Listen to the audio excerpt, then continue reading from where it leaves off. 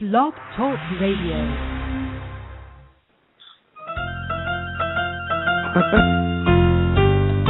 Easter bunny, looking kind of funny with your basket of eggs. Children singing, what's the bunny bringing for me on Easter Day? Mom is cooking while we're out there looking for the eggs hidden away. After church we gather round with family on this Easter Day. 2,000 years ago. Jesus died for your sins. Yeah, that was the next part. You know, Todd, that is just disturbing on so many levels. Hello, everybody. I was just gonna do a little welcome here. I want to welcome everyone who's listening live and also those people who decide to tune in later. And if you do tune into the archives, this is Easter Monday, and this is why there was a little Easter song there. And actually, I asked Todd to do the Easter bonnet song. I think it's from A Long Way from St. Louis, but I'm not really sure what movie it was from. And it was a cute song, but he decided to come up with this one. So it was like you even kept the kids in there singing, didn't you, Todd? Well, yeah, Easter is it's about fun and frivolity and family. Yes, and how did that happen? I wonder. That's the part about Easter that always puzzles me, how it ended up going that route. Well, most holidays end up going that route, right? Isn't it plain and simple capitalism? I mean, do we really need to dwell on No, you the don't reality? have to dwell on that. I understand. It's just that I'm always hoping that maybe somebody can come up with a solid answer for me of, why all these holidays that are supposed to be religious and Christian turn out to be all about eggs and chocolate bars and gifts and people going into debt and using this as an excuse to be joyous and run through meadows. Mm-hmm. That doesn't mean I'm complaining. I think it's lovely that people get time off. Is the Easter Bunny supposed to actually be hiding the eggs? Is that the plot? Yeah. You should be telling me that, not the other way around. But is it like how the story is there's one Santa for the whole globe, or is it like just every neighborhood, some of the bunnies hide eggs? I think there's only one. There's one main Easter bunny, I think, because they're always saying, "Oh, the Easter bunny's coming. The Easter bunny's coming." So I'm assuming there's only one Easter bunny, and he's the one that runs around and hides the eggs worldwide for children to find. But it's not really worldwide, as you know. It's more North American.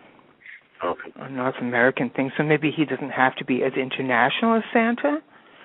I always like your Scottish stories. Was there a Scottish equivalent to Easter? There was no bunny. There was no chickens. There was nothing like that. There was eggs, but I think I brought this up in a show before, that the egg in Scotland, that might have changed by now, so don't quote me on this, because over the years in Scotland things have adapted and changed, but originally, from when I was over there as a child, the Easter egg representing the rolling of the boulder from the crypt that Jesus was held in, and it rolled down the hill, and the egg, when you had your Easter egg, you took it out to the big hill, and there was lots of kids on the hill, and they would roll their egg down the hill, and that's what it was representing. Oh, that's cool. So it was still to do with the story of what Easter really is about, and that's Jesus rising from the dead. And so in Scotland, it'd be like at the bottom of the hill, like a big pool of egg yolk. Well, we're talking chocolate eggs, dear. Oh, okay. And if you were going egg yolk, but if you were going to do eggs though, like real eggs, they'd be hard boiled, and you would paint them colorful colors. And I think they do that here too, actually. Oh, we did that throughout my whole childhood. I think the nephews and nieces still do that. We have Klinck traditions where we use food coloring dye. They didn't really know what the egg stood for. Oh, God. Well, that's what it was supposed to stand for. So who knows? I mean, someone out there may correct me, but that's what I was told when I was a child. My grandmother was Catholic. So we still had a bit of that in our background, and so those things, the customs carried over to us. and that's where I learned a lot about the Catholic religion. The thing about my grandmother is she married a Protestant, and she was from Ireland. She married a Protestant, and that was just not heard of. You just didn't. When you were Catholic, you just did not marry a Protestant. And the priest of her church actually came to her door and told her that she was not welcome any longer in church because she had married a Protestant. Mm-hmm. And my grandmother was a tough lady. And it was a simple matter of, screw you, I'm going to come to church anyway, and because this is what I believe. It's got nothing to do with you. It's to do with what my belief is in God. And so I thought that was interesting. She stood kind of up against what the church was trying to stand for. And you know what? I don't even see that in the Bible anywhere. I've never seen it, that you couldn't marry someone outside of your faith. And, of course, that's not really stuck to nowadays anyway. People are marrying people of all sorts of denominations now, I believe. But who knows? That's strict religion, right? Mm-hmm. But when it comes to religion, and beliefs and everything, and we've covered this before in past shows as well, but when it comes to beliefs and everything else, I'm more spiritual than anything else. And I do believe there's a God, and I do believe there's a higher power. That much I do believe in, because to me, I would like to believe in something, that there's something more than this. And my idea would be there is actually a heaven, so to speak, but a heaven is whatever you decide heaven will be as an individual when you pass on. It's like whatever your heaven ends up being, even if it is just darkness, even if it is just no thought, darkness, and that's what you decide your heaven is going to be. But you know what I think, Todd? I think when it comes to that, I think everybody should have to go through a halfway house before they reach their heaven. It's like a halfway house. So in other words, you pass on, and then everyone's put somewhere, and like that's when you get taught your lessons of what you've done wrong, and you have to be punished. The people that haven't done anything wrong, the people that are good people, just go right on through. Okay, but the people, people like that are bombing people and killing people, for example, they'll go to the halfway house, and someone will keep bombing them all the time, and going, okay, you motherfucker, here, this is how it felt. Are you sorry?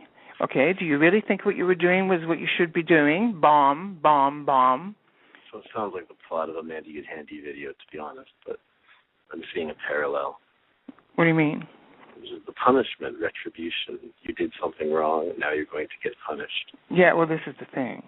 But, spankings would be a fun way of being punished in some cases. So it's not. This is going beyond spanking. Like, violent people, for example. People who have been through their whole lives just been violent towards other people and everything, they should be totally poked at with a pointed stick. Okay, when they go to this halfway house, it's like being poked. How do you like it? How do you like it? You know what I mean? And then religious radicals. Okay, again, a pointed stick, maybe with a cross on the end or whatever. And you believe in what? Poke. You thought God wanted what? Poke. You had the audacity to speak for God, poke, and just keep poking them until they learn a lesson. Rapists, they get theirs right back over and over and over again. So you get 100 little, raping people raping them and teaching them a lesson. I just can't see the logistics of your vision. It's just mind-boggling. Well, it's punishment. I mean, house all these people, and then you have to know what they did, and how do you decide how long you raped them for? And well, it would be out there in the universe. People would know. Okay. The universe knows what you did. You know what you did. How about those people with the spray guns at Pride? When they go and they're in the halfway house and someone just keeps spraying them. Do you fucking like this? Do you like that? Do you like being sprayed? How do you like it? Stuff like that. Liars. Okay, liars are good. That would be fun. You get a bunch of fucking liars. Okay, then you turn around and go, okay, everybody, you're going to heaven in a couple of minutes, okay? And it's going to be beautiful. It's going to be wonderful. And guess what? I'm lying. You're not going. Okay, and so that way they're being taught their lesson for telling lies to people their whole damn life. So if it all comes around, like, for example, I'll be taught a lesson for not liking people. So I'll probably end up in the halfway house as well. It's like, why don't you like people? It's like, look at me. I'm a nice person. And then I have to eventually go, you know what? Yeah, I like people. Except you, because you're bothering me and you're stopping me from going to heaven. How dare you? All right. You don't have anything to add to that? I have nothing to add to that. Because you just think it's just going to be darkness, right? No, I don't. Okay, good. Then we'll just leave it at that. If you don't want to share, that's fine. Mm-hmm. What about, I want to bring up something else about the Catholic religion. Their symbol is, I'm going to talk about the symbols of a lot of the different larger religions in the world, but the Catholic Church symbol is a cross. Okay, I think even that is being swayed away from. People don't understand what the cross means.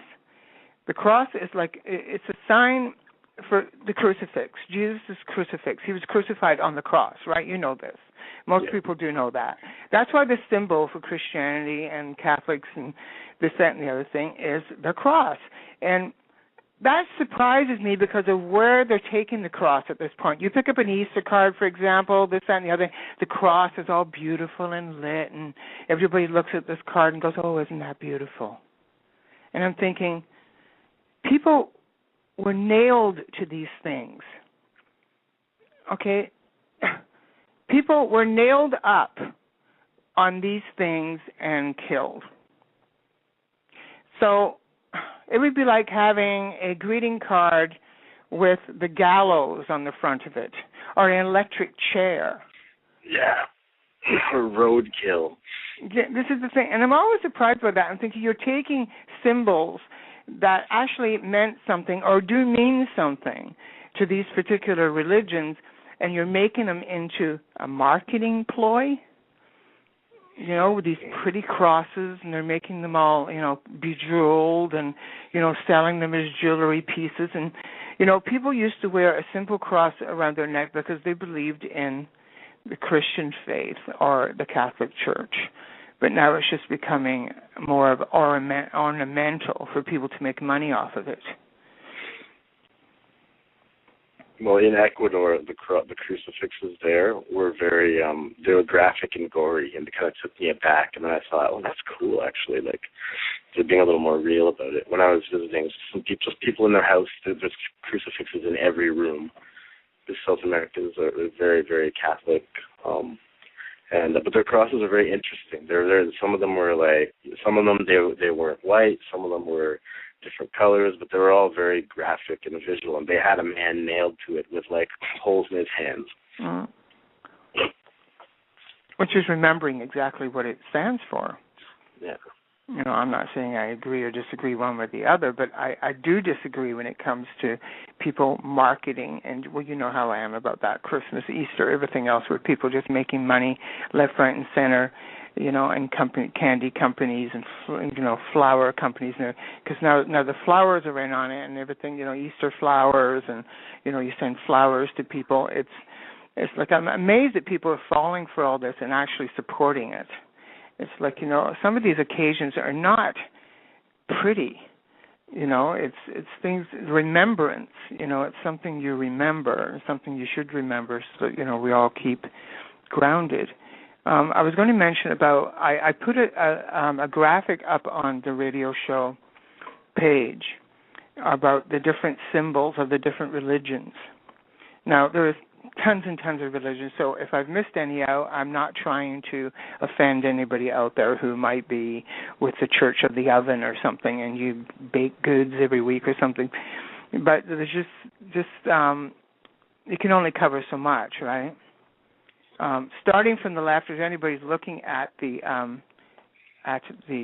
graphic I put on the page, starting from the left, we're going to go clockwise. So the upper left-hand corner is Buddhism, and their symbol is the wheel of Dharma, and that's like 8 spokes, which is 8. It stands for 8 different paths, with belief, aspiration, speech, conduct, livelihood, effort, mindfulness, meditation, attainment.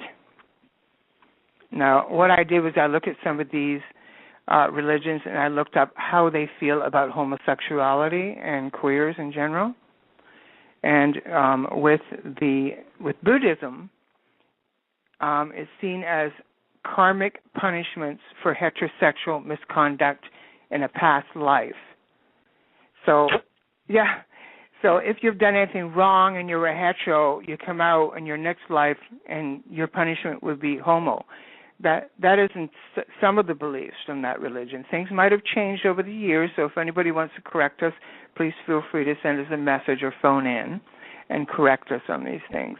But on the other hand, homos are still expected to follow. What it comes down to is as long as you're following the same rules regarding sexual misconduct as the heterosexuals are, right? So like abuse, adultery, harassment, that but sort of thing. It's okay to be a homo. They're just saying that the results, it's almost like a backhanded compliment. Yeah, it's almost like, well, just follow, okay, if you're going to be a homo, all right, even though, you're being punished because you are a homo, because of what you did in your last life, as long as you're following the rules like everybody else. So it's kind of like this, and most of them are like this. You'll see this when I'm telling you the information about each. It's very odd. Not many of the religions take a solid stand. Now, that could be a good thing in a way, but also it's kind of a bad thing. It's just like, pick a team. It's like they're still in a way condemning. In other cases, they're kind of going, well, we better go with the flow a little more or we're going to lose all these people. And then there's the Islam. That's the next one. It's the crescent and the star. And with Islam, this is another interesting one. It depends, and it's not, and you brought this up, which was interesting at the beginning of the show. It's not the religion as much, Todd. It's the location of the people in the religion that have the problems. Okay. So in other words, Islam isn't saying, we hate you, you're going to die because you're a homo. Okay, basically what they're saying is, depending on what country and what their law is against it. So you can be in one country that has Islams that are cool and they're fine, Islamic. And then other ones, they'll put you to death. Okay. So you don't know where you stand with that, so I'd be a little worried. I think I'd ask first upon entering the country, I'm so impressed that you did research this week. Well, there's just a little bit of research. I try not to do too much because, it boggles my head. It's like, it just gets to be a bit. Hinduism, and their symbol for Hinduism, their symbol is a pranava. Okay, and it's what pranava means is to make a humming or droning sound. That's what the word means itself. And when it comes to queers, again, that seems to be regional. The Hindus believe, some of them think it's hell, and some of them think, whatever, whatever. Then you might have to correct my pronunciation on this one. Taoism? Oh, I'm not sure. Yeah, Taoism, maybe? Taoism? Might be Taoism. Okay, and their symbol is, the yin and yang symbol, right? Okay, so that's there. It's all about complementary forces, is the yin and yang, whatever's. Their thought on queers, from what I've read, okay, is we're human first. Everything else is second. It doesn't necessarily mean they think it's okay. They're just basically saying humans are the first. That's our first concern, is humanity and being human, before they judge your sexuality, basically. Okay. And then we get Christianity with the cross, which we already covered, the cross representing that symbol of the crucifixion of Jesus Christ. Okay, and queer is basically sinful and condemned. But again, of course, you get individuals who are Christian, who may be a little more open-minded. You get others who are not.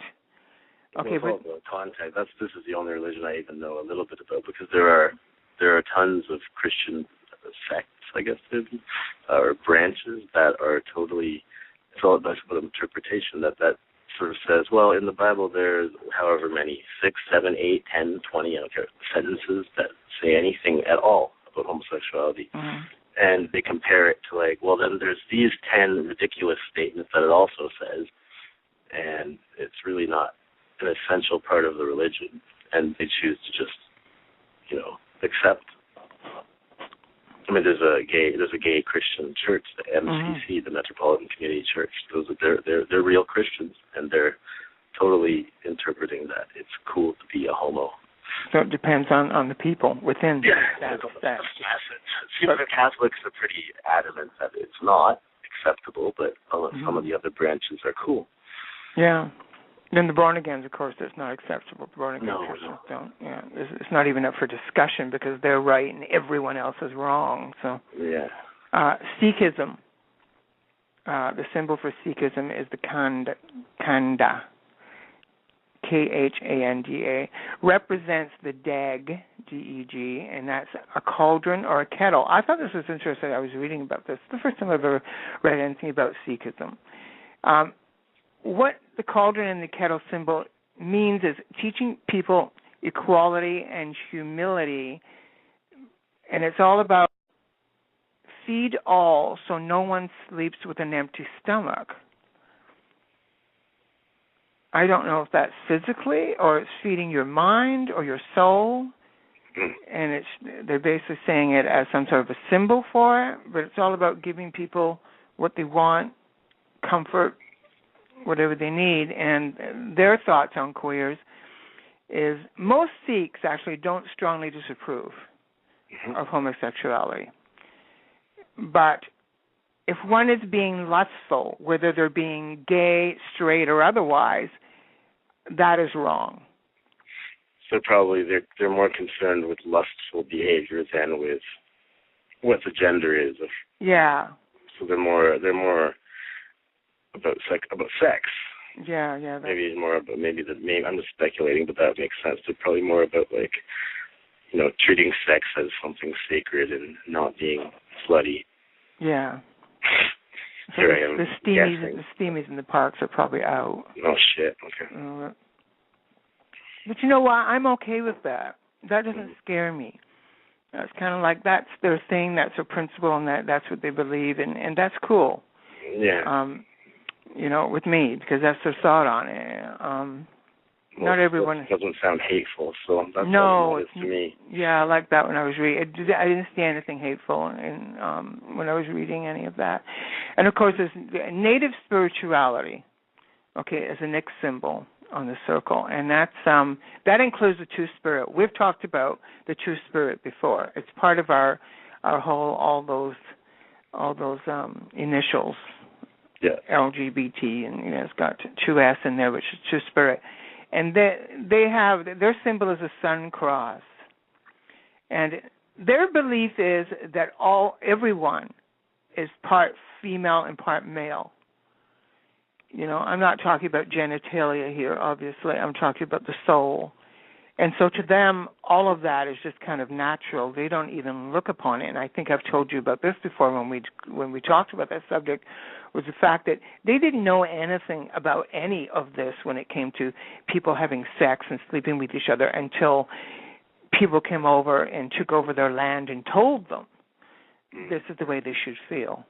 And because it was also natural to them from the very beginning, it's like, well, whatever. It's like we're female and male inside. We choose which route we want to go, and if we decide, whoever you decide to sleep with, that's who you feel comfortable with. I like that. I've always liked the Two Spirit. I think I've told you that before. Yeah, me too. Very, very cool.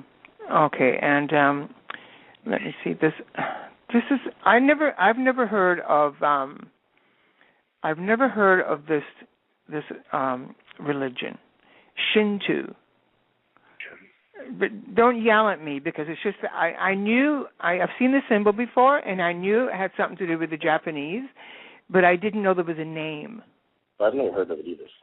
Yeah, Shinto, and it's a torii symbol, which is like a bird perch, traditionally a Japanese gate, and it symbolically marks a tradition from the profane to the sacred, is what it says. Oh. Yeah. That sounds fun. And when you look at, if you look at what they feel about queers or homosexuals, it's really hard to find direct information. Like there's nothing that really goes, we hate them, we love them, we support them, we don't. It just doesn't seem to be an issue. Maybe that's more so what it's about. So it's not a big issue with them. Confucianism. You've heard of Confucius, right? Yeah. Yeah. The teacher, the Chinese philosopher, Confucius. Okay. I knew of him, but I didn't know there was an actual religion. But there is. A source of life, also called the water symbol, is their symbol, meaning the code of conduct. Okay, and like I said, that's the teachings. And again, when you look up homosexuality or queer and how they feel about it, it's hard to find definitive information or an answer. Baha'i faith, their symbol is a 9-pointed star. Have you heard of this? Nope. Okay, representing the human body. Okay, the star represents the human body and messengers of God. Baha means glory or splendor in Arabic.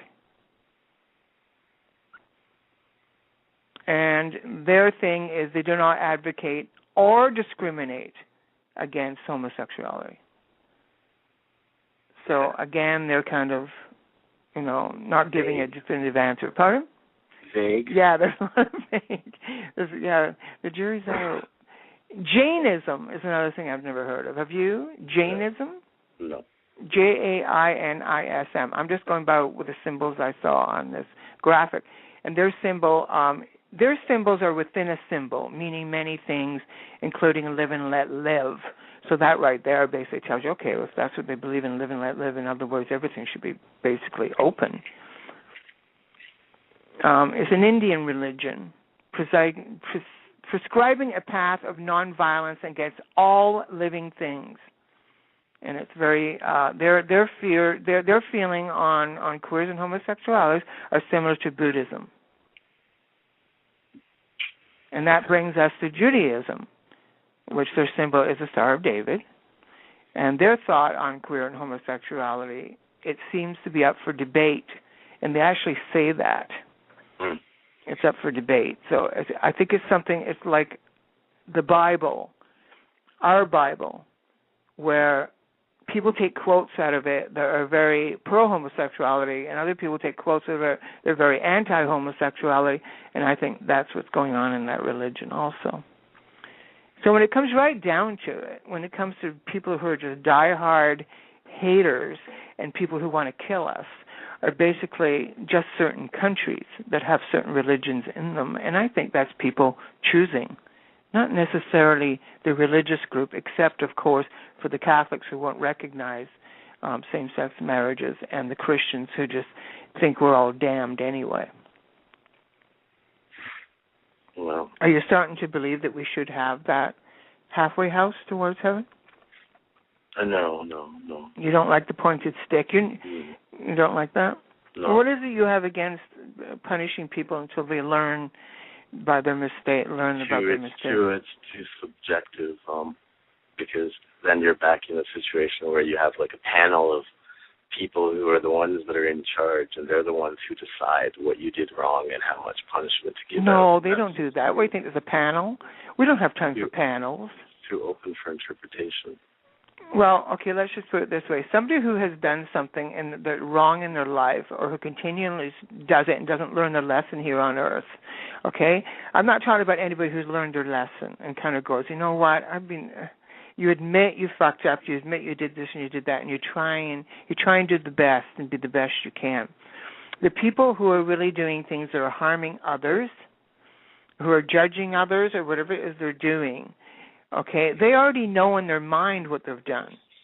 So when they arrive at the halfway house, they're basically their own punisher. Because they already know they're there, and they're going, okay, this is what I did. So no one is judging them and going, well, this is what you did, and they have a big list. It's not like Santa and the elves are up there. Oh, I hope not. Yeah, well, I believe in karma a lot more. So okay, then maybe we should just use that word. Does that feel better? Well, yeah. But karma is usually something that happens on Earth, right? You get your karma on Earth. So what happens if you don't get your karma? There are people who never get their karma on Earth. I believe in, like, there's certain people who, like, what I believe in is that if God, in quotes, God is just the collective energy of all the people in the world, all of our thoughts and feelings and souls. That's the energy field.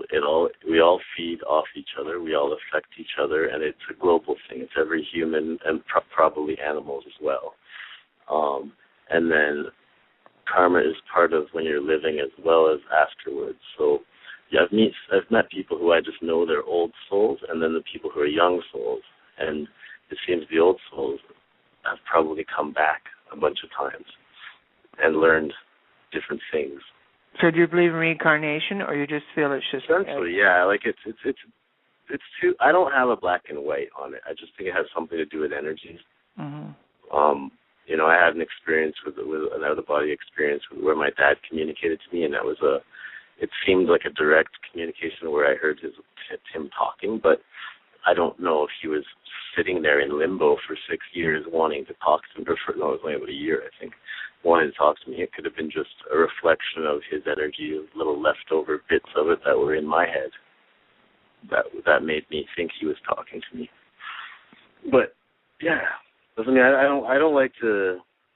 I'm not somebody who subscribes to anything in detail because it's just way too much for me. That's why I find the organized religion, I can't concentrate on it. It's just not, it doesn't work for me. It works for other people. That's cool. And it's not like it's all bad. And some people really get a lot of peace by being in a large group of people reading the same things and following the same rules and having something to pray to and getting into some symbols and rituals and all of those things. But I'm not against that. I just can't relate to it, and it doesn't interest me, I guess, I couldn't answer questions black and white. Like if you say, "Do you believe in reincarnation?" I really don't know. I don't know. I don't think I can know until I die, and if I'm consciously reincarnated, then I'll go, "Oh, I was just reincarnated." Yes, but that doesn't mean this radio show will still be going. So I wouldn't be able to ask you at that point. No, you wouldn't. Okay, so I guess I'm asking you to speculate, and I apologize if you're uncomfortable with speculating, which is fine. I'm not uncomfortable.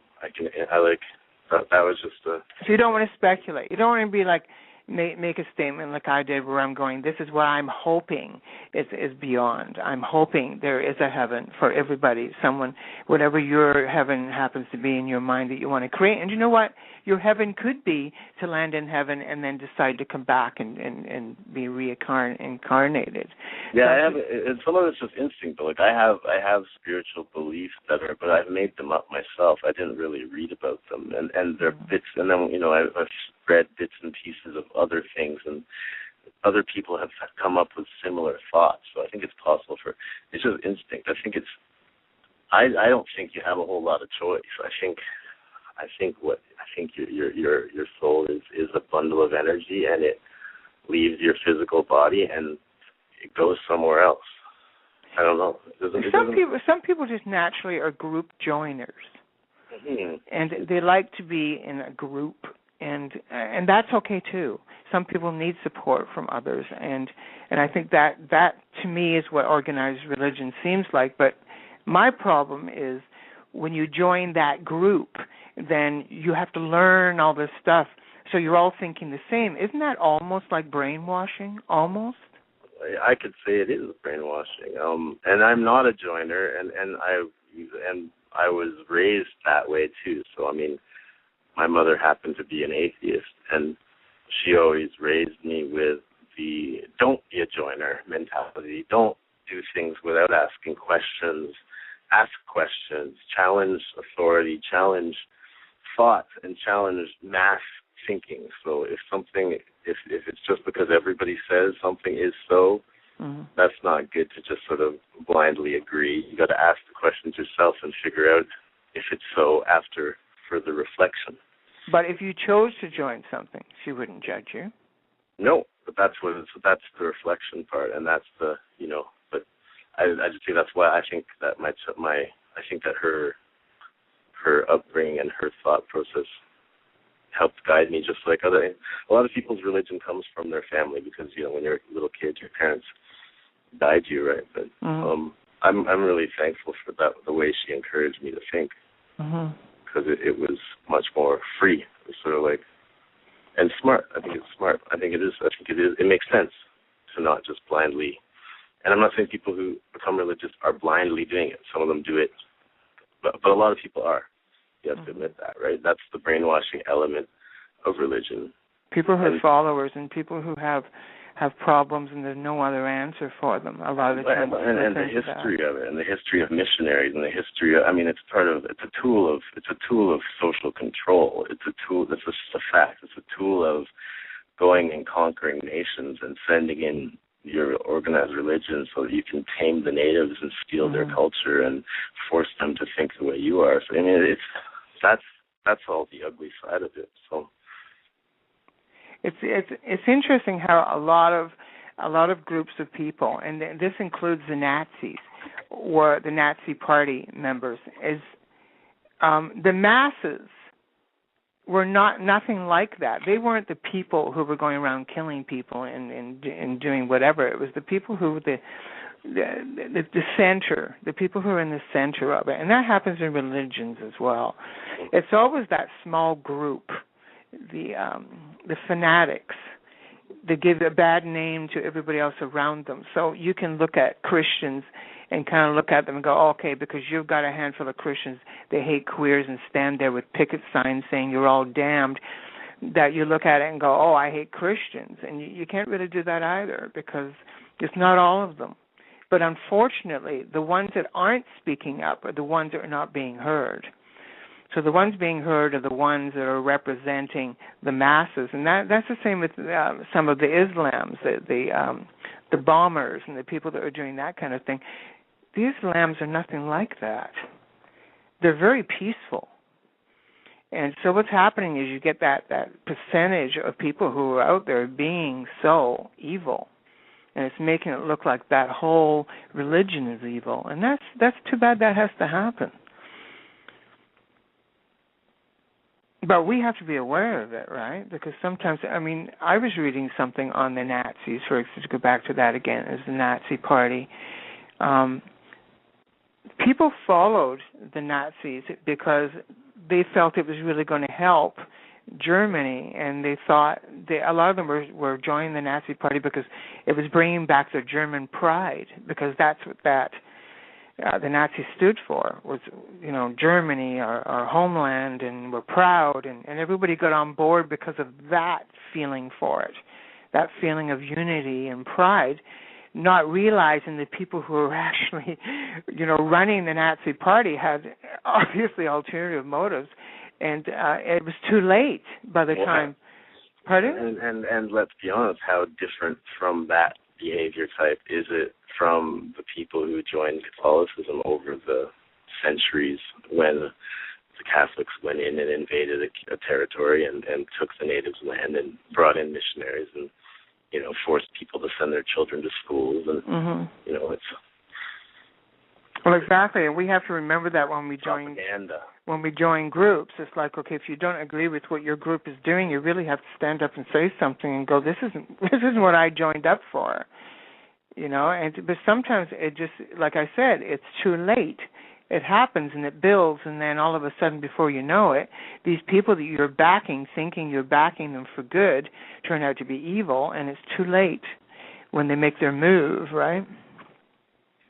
Yeah, well, just the general culture of following large groups and blindly sort of listening to what is said to you is disturbing on lots of levels. Especially when there's homework involved. I'm not a firm believer in homework. I don't like homework. I did my homework. I did my time. But, when you're joining a religion and you have to learn all this stuff, it's like, my mother being a born-again Christian, she's always going, well, I've been reading I was reading the Bible, and are you reading the Bible? Are you doing the, and I'm thinking, well, okay, I understand that it brings you peace, And, I'm happy for you, and I'm glad that, you're finding what you want to find. But it's like, where is there instinct? Like, where are your instincts, like you were saying, Todd? What comes instinctively to you? Deep down, can people find their spirituality, like you were talking about, where you end up putting it together yourself? And then if you decide, what my belief is, I believe in all of this stuff that this particular religion believes in, so maybe I should experiment there. Maybe I should look into it.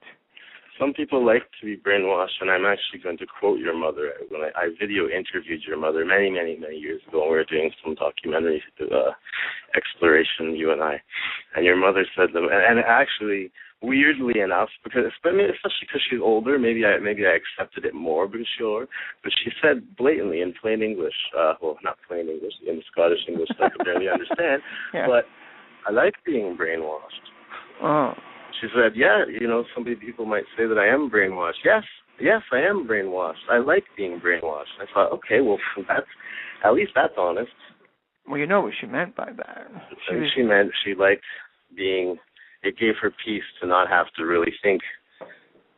And also she was defending her religion. My mother will defend her religion tooth and nail, and that's why I won't go there with her. And I've told her that. I said, no, you don't want to go there because this will turn ugly. And, so her and I have agreed to disagree, and we'll come to that conclusion because we want to continue our love for each other as mother and daughter. We can't go into that ring because she knows my thought on that, and that's why I respect her so much regarding that, is the fact that she doesn't force that on me, because I've asked her out of respect not to do that to me, and I respect her in return.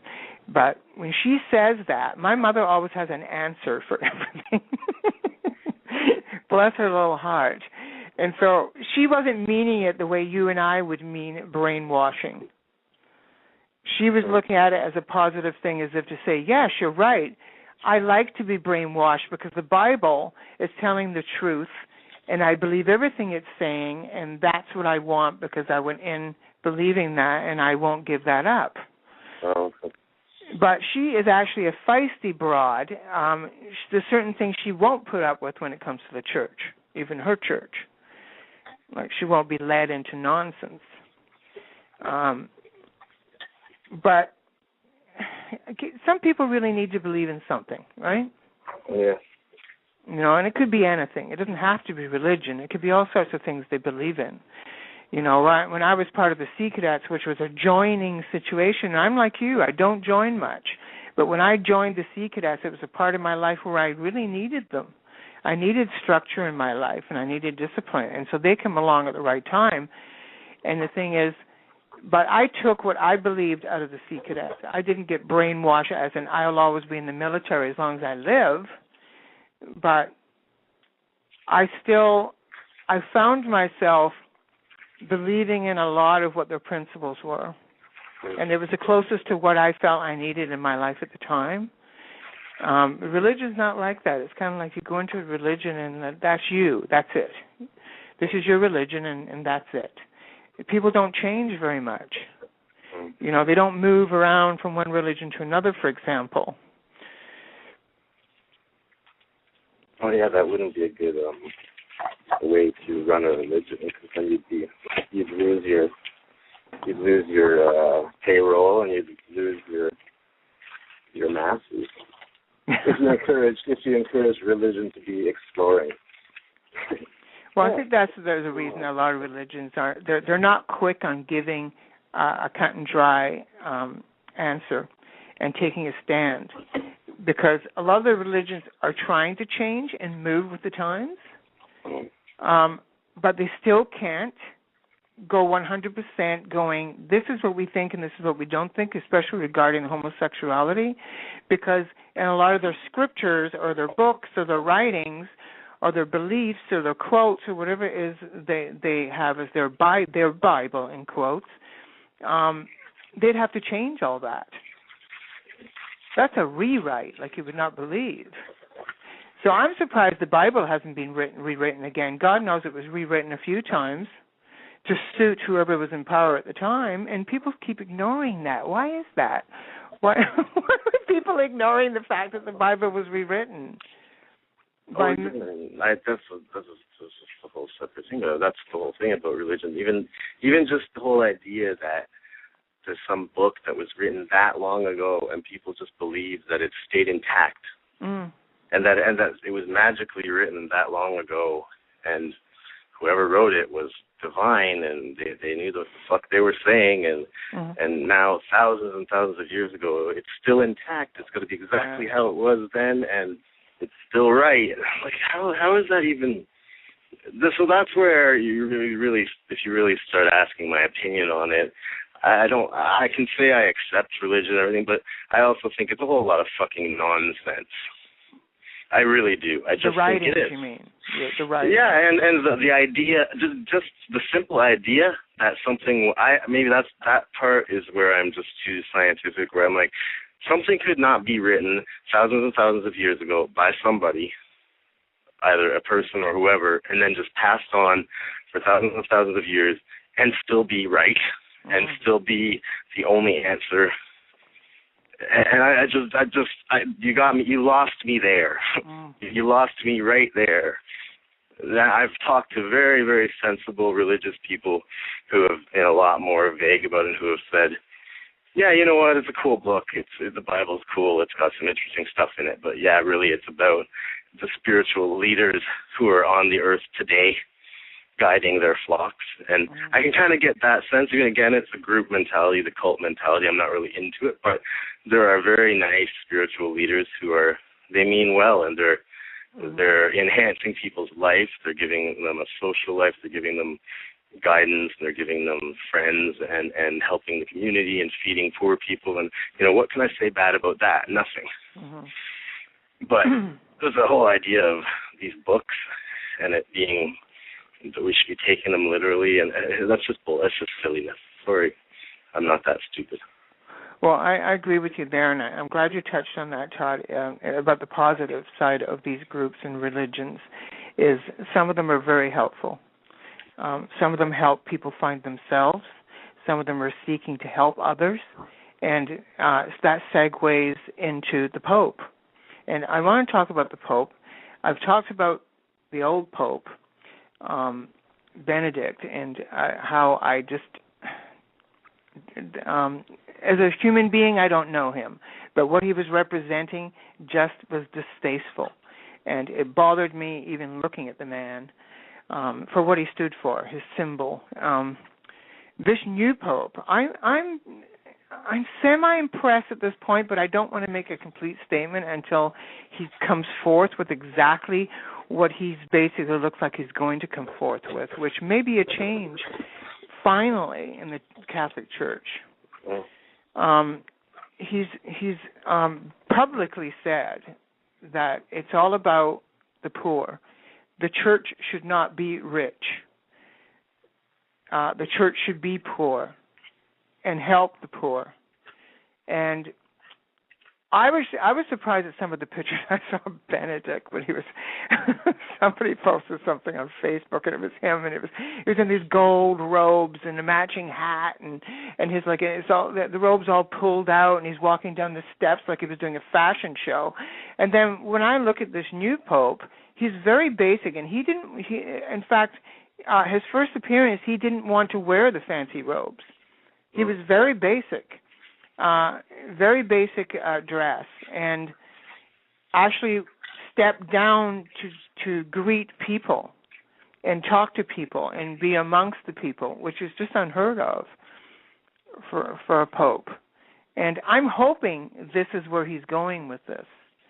And I'm hoping he's going to kind of look and go, you know what, we are filthy rich. Let's help these poor people. Let's get an open mind also when it comes to the population in general, and stop judging and kind of take another look at this and go, we are all God's creatures. God made us all. So why are there so many damn homosexuals, transsexual people, lesbians. Why are there so many of them out there if it shouldn't even be happening? Yeah, why are they so stubborn? That's the thing, that they're so stubborn with their literal translations. And the fact that there are so many Christian groups, and I can't. Some of them are big too. Like I don't know which ones are big. Are the Anglicans one? Some of the Christian groups actually have gay pastors and everything. I mean, the fact that there's so many other Christians who have looked at the Bible and said, you know what, it doesn't really say it. It doesn't really say it on a deep level. That because when you read, have you ever read the? I wish we should have this out in front of us, but there's like a list of the actual Bible passages that mention the gay stuff. No, it's pretty small. It's really, really small, and it's a joke. You read it, and you're like, are you fucking kidding me? Like, this is really all that it says? It didn't really say gay either. It said man. Oh, yeah, it's like man lying. Lying, with me. And it's like it didn't. That could have been interpreted as something else. I mean, I've heard both sides of those kind of arguments as well. And there's things where, like, if you do something with people should get stoned to death for, like, menstruating on a Tuesday, or I'm joking, but exactly, yeah. There are things in there that are just sort of mentioned as an aside. That don't you think that some of these things, Todd, should just be out trumped? It's like, what is the big deal? Okay, it should be out trumped by the fact that you shouldn't be judging other people. You should love your fellow man, and that's that. That's what religion should be across the board. It's be a good person, okay, and basically love and give and help, okay. And why is that not the main thing? Why do the Christians, some of the Christians, sit back and just holier than fucking now, thy, and they're sitting around and they're basically judging and saying this, that, and the other thing, and on the other hand, they're turning around going, oh yeah, baby, I just knitted some socks for the homeless. So, we're just very, very loving, giving people. They're sitting around feeling that they're very loving. And meanwhile, it's all this hatred. Mm-hmm. How is that loving? It's like, I saw those people demonstrating against same-sex marriage. Okay, the religious fanatics. Saying how homosexuals were going to hell. And I'm thinking, how dare you even call yourself religious? Who are you to be judging? And then what their answer always is? I'm speaking for God. And that's why I said that halfway house will fix them. It's like, how dare you say you're speaking for God? Poke, poke, poke. It's like, it's beyond me. It's like, who the hell picked you to speak for God? And if God thought you were speaking for him, he would strike you down. It's like, that's incredible. It's like the hatred coming out of you, and you can see it in their eyes. The hatred in their eyes. It's amazing, and you can see it. It's so readable. You don't even have to be psychic to see it. Yeah. And these are the people that are leading the religions out there, and it's shocking.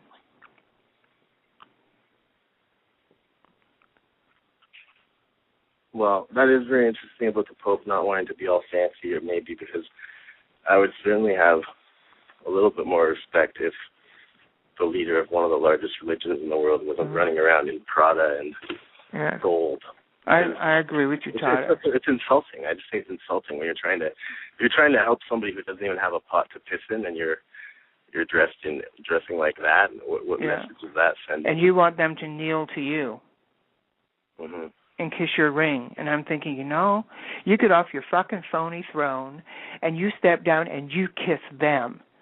Mm-hmm. And thank God for these people. Okay? So it should not be the other way around. You are not God. Okay? You're in charge of a religion. You're the top of the religion, whatever it is, but you are not God. And so this man, and I'm hoping this is what happens with this new Pope, he picked the name Francis from Francis, oh God, I can't believe it just slipped out of my head. But anyway, he was Francis of Assisi. Sorry, he was the first the first saint that actually stepped forward, or he wasn't a saint at the time, but he was in the church, and he stepped forward and gave all his worldly possessions up. And he said, I don't want these. I don't need these. I need nothing. God will give me everything I need. And he gave up all of his riches and everything.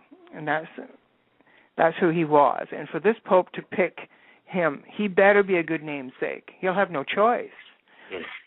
You know, so it'll be interesting to see if he comes forth and he does actually what he's talking about doing. I don't know yet when it comes to the issue on same-sex marriage. He has not said anything on that yet. He has not said anything that I'm aware of, so don't quote me, anything about women being able to be priests. Yeah. He has not said anything about birth control either that I'm aware of. So it will be interesting to see what he has to say about those issues and if he actually talks about those issues, if they're ever brought up. But, yeah, good for him, and I agree, Todd. I'll have way more respect for the Catholic Church in general if this Pope comes forth with what he's saying he's going to do. But I'm hoping that everyone had a good Easter anyway. And I don't want people to think that I'm against Easter because I'm not. You know, I think any happy times are good, you know, any chance for people to celebrate. And all those people out there who are not self-employed like you and I, they don't have the luxury of kind of going, we can have a day off if we choose, you know, even though you and I never do. But they're in a job where they have to be there all the time and on schedule, and then they finally get a long weekend. Good for you, you know, and enjoy your long weekend, whatever the reason the long weekend is there for.